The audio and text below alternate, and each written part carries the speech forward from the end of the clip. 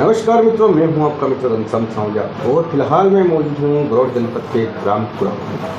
हमारे साथ मौजूद हैं यहाँ के सरपंच श्री दीपक जी मानी। दीपक जी, जिस प्रकार से आपका नाम है दीपक, उसी भांति आपने गांव में दीपक जलाया है। विकास की यहाँ पर काफ़ी गंगा बही हैं, तो आपने क्या क्या विकास किए हैं, आगे आपकी क्या रणनीति रहेगी, हमारे दर्शकों को आप बताएं। जी नमस्कार।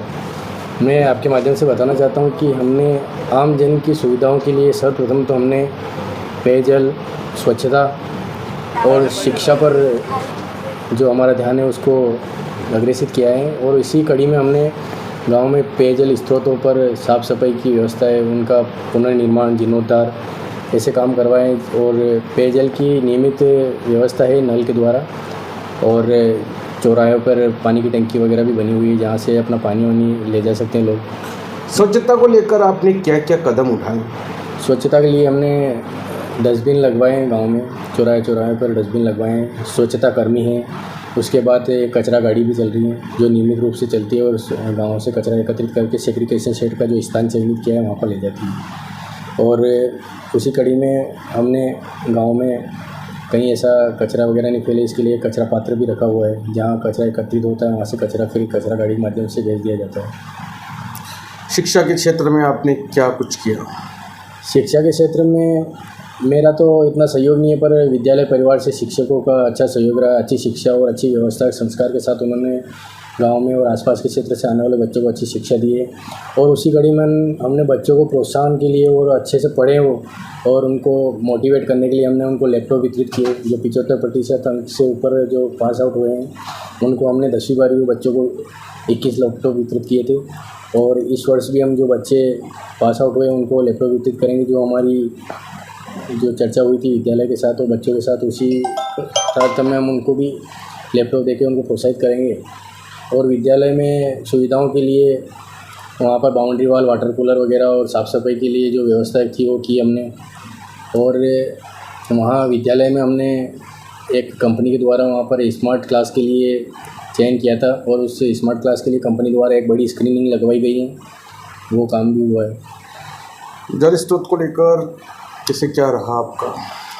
जल स्रोत के लिए कुआं है, बाकी ट्यूबवेल है, वहाँ से जल की आपूर्ति होती है। और बाकी नियमित रूप से गांव हरिपुरा में भी पानी की टंकी बनी हुई है, कुरावन में भी है, दोनों जगह नियमित जल। गांव में पानी की समस्या? पानी की कोई समस्या नहीं है, पर्याप्त पानी।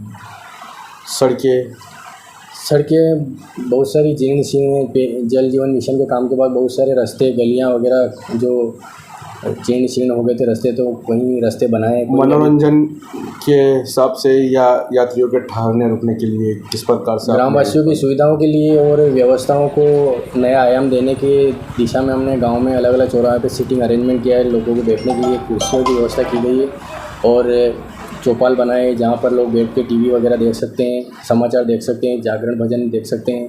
और युवाओं के लिए और जो आज का टेक्नोलॉजी युग है उसकी सुविधाओं के लिए हमने फ्री वाईफाई दिए हैं। मुक्तिधाम के लिए आपने क्या कुछ किया?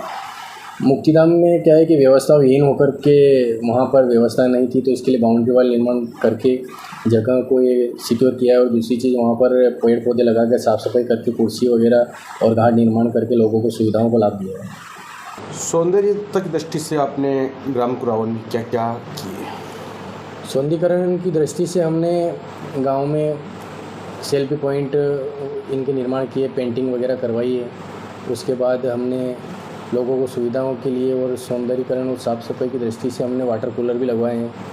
और सुरक्षा व्यवस्था की दृष्टि से कि गांव में किसी प्रकार की अप्रिय घटना नहीं हो, चोर वगैरह से और किसी भी प्रकार के गांव में माहौल में कोई परेशानी नहीं आए, इसके लिए हमने जगह जगह चौराहे पे कैमरे वगैरह लगवाए।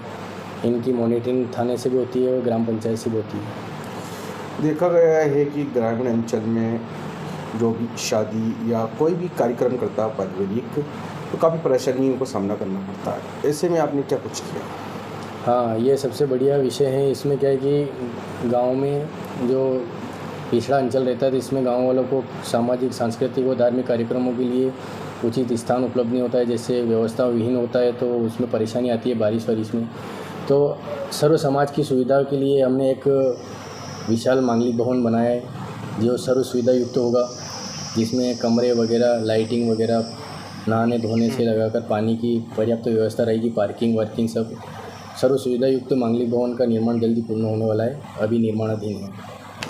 तो देखा है आपने किस प्रकार से विकासवादी सोच को लेकर आगे बढ़ रहे हैं निरंतर, और आगे भी इनकी यही सोच है कि गांव को किस प्रकार से विकास किया जाए और किस तरह से गांव को चार चांद लगाए जाए।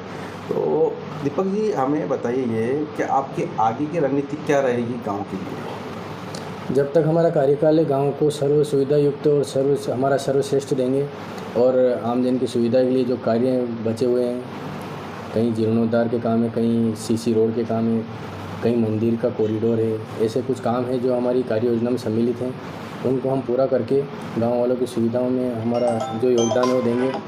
बाकी आगे की जो हमारा कार्यकाल के बाद हमारा कोई कार्य योजना नहीं है। तो थैंक यू सो मच। देते हमारे साथ दीपक जी मंडी जो कि ग्राम पंचायत कुरावन के सरपंच हैं, लगातार विकास की गति बढ़ा रहे हैं। हमारे साथ खबरों बने रहने के लिए थैंक यू।